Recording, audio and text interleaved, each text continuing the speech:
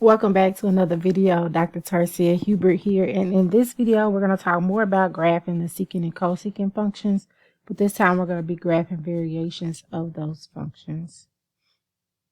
So there are a few guidelines for sketching the graphs of cosecant and secant functions that we want to follow, and just like with the other functions, we want to first graph y equal a cosecant of bx or y equal a secant of bx. Okay, so that's basically you graph the function that has with the number multiplied outside of it that affects the y values, and then with the number multiplied on the inside that affects the x values or changes the period of the function. Okay, if you can remember that. So what we want to do is we want to graph that first. Oh no, we want to graph the reciprocal function first. So that's step one, graph the corresponding reciprocal function. So in order to graph a cosecant of bx, we have to first graph a sine of bx. If we want to graph a secant of bx, then we have to first graph a cosine of bx. Alrighty, once we graph that, then we sketch the vertical asymptotes for our graph. And the vertical asymptotes will be the x-intercepts of the reciprocal function. Okay. It says they will have the form x equals k, where k responds to an x-intercept of the graph of the guide function. The guide function is the reciprocal function. Once we do that, then we sketch the graph of the desired function by drawing the typical U-shaped branches, which I was calling parabolas, between the adjacent asymptotes. And the branches will be above the graph of the guide function when the guide function values are positive, and below the graph of the guide function when the guide function values are negative. And I'll show you what that looks like. Okay, so let's just do a couple of examples. We're going to do one of each of the functions. So for this first example, we want to graph y equal 2 secant of 1/2 x. Okay, so in order to graph this function, we first need to graph the reciprocal function, which is the cosine function. So it'll have those same values. So we want to graph y equal to 2 cosine of 1/2 x. So it'll have those same values, but instead of with secant, it'll be with cosine. Alrighty. And so the first thing we have to do when we graph that is find the new period. And so remember, we find the new period by taking 2 pi, which is the period of cosine, and dividing it by the b, which is the number that is multiplied by the x. And remember, whenever you divide fractions, you do the keep, change, flip. So you will multiply 2 pi by 2 over 1, because that's the reciprocal of 1 over 2. And you'll get 4 pi. So your new period is 4 pi. Then remember, the next step was you take 4 pi and you divide it into fourths, or into 4 intervals. And so this gives you the measure of each interval. The fourths would cancel and you get pi. So each interval, the distance between each point is going to be pi. So you'll start with 0. Then you'll go to pi, then you'll go to 2 pi, 3 pi, and 4 pi. Because remember, you take it and you break it down into fourths. So the 4 will be pi, 2 pi, 3 pi, and 4 pi. You just start at 0, okay? So that would give you your x values to use: 0, pi, 2 pi, 3 pi, and 4 pi.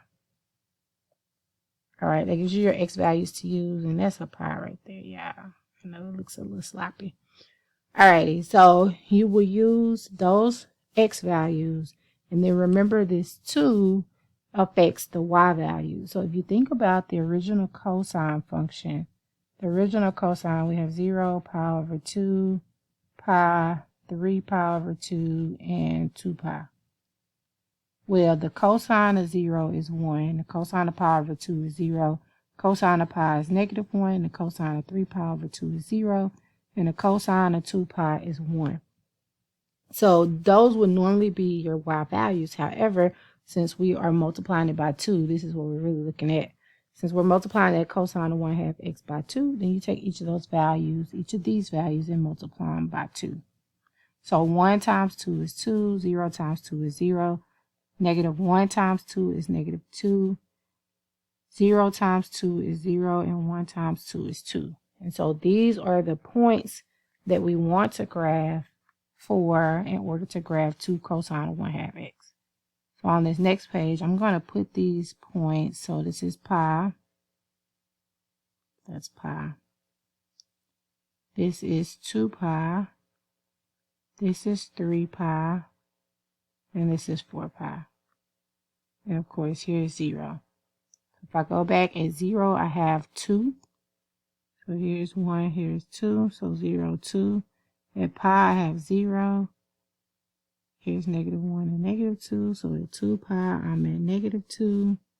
At 3 pi, I'm at 0. And at 4 pi, I'm back at 2. Oops. And so my graph ends up looking like this. This is the graph of the cosine function.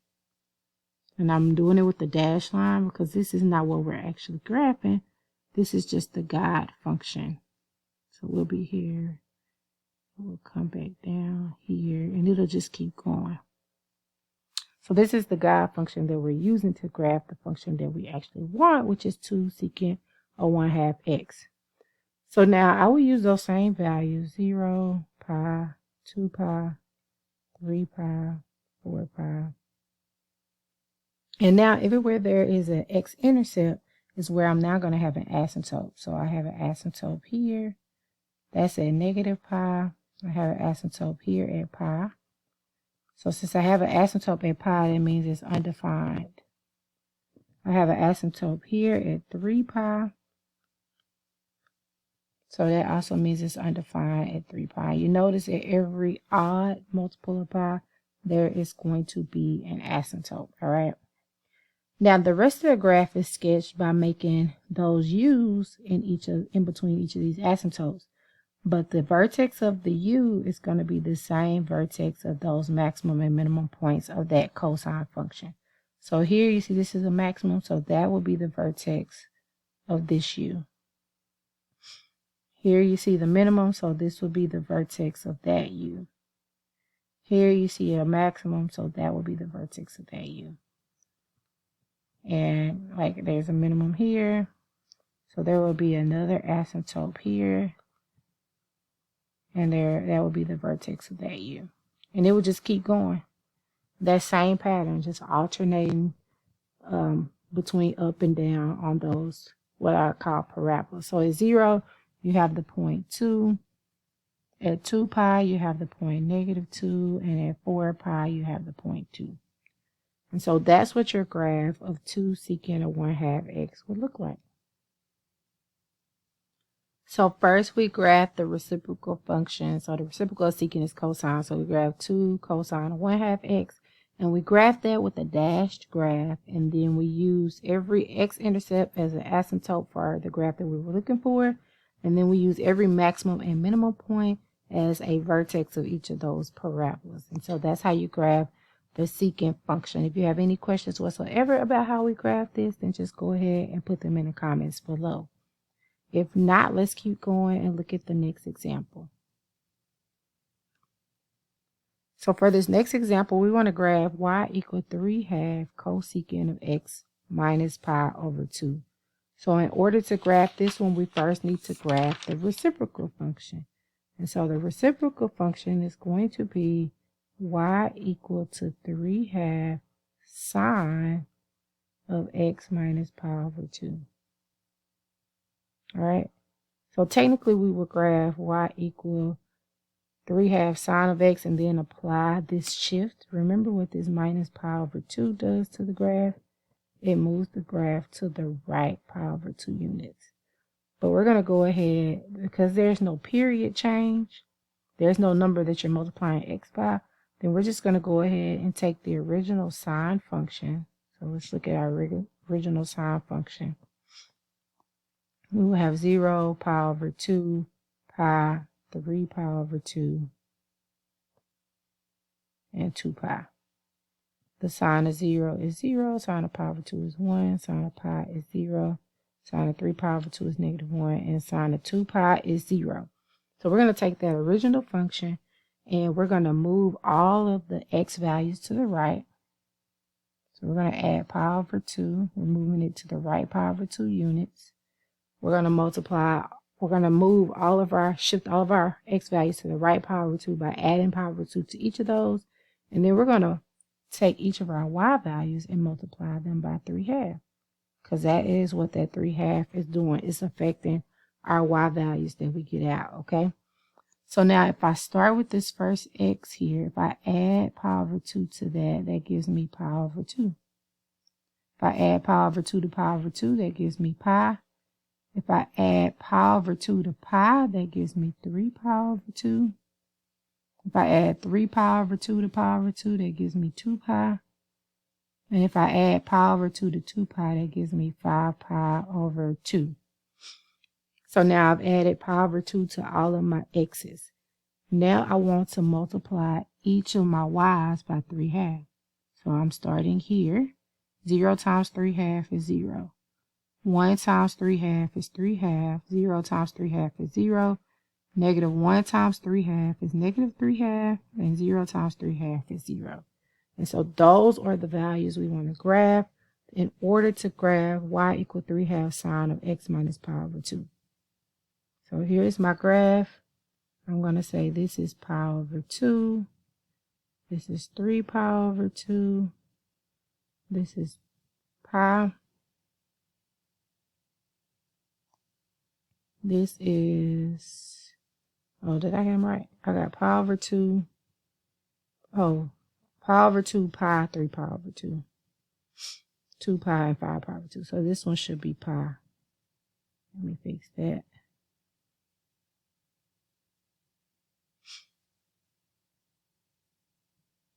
All right, so pi over 2, pi, 3 pi over 2, 2 pi.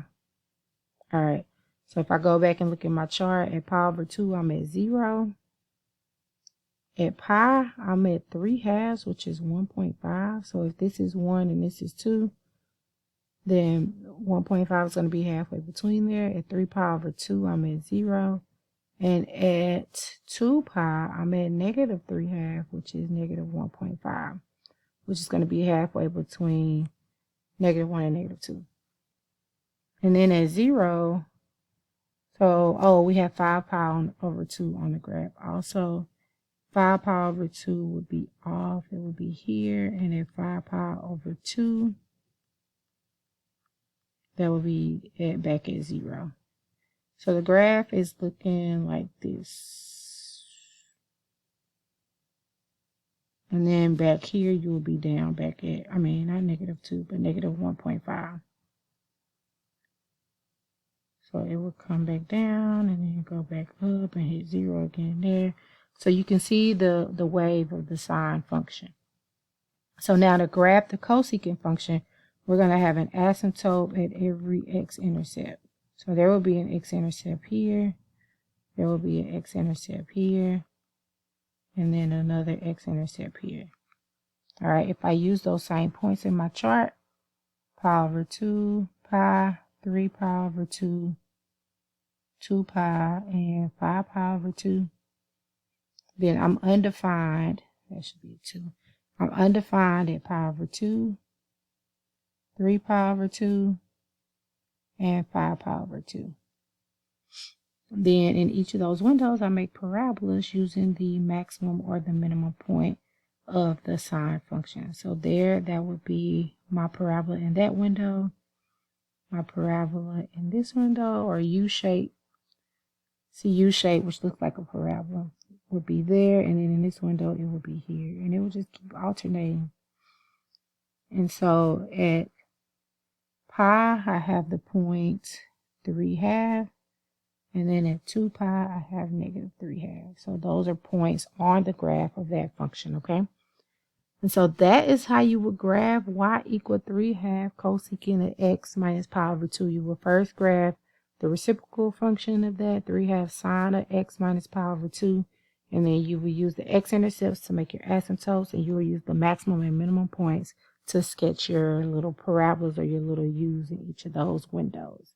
If you have any questions whatsoever about how we graph this, then don't hesitate to put them in the comments below, and I will respond.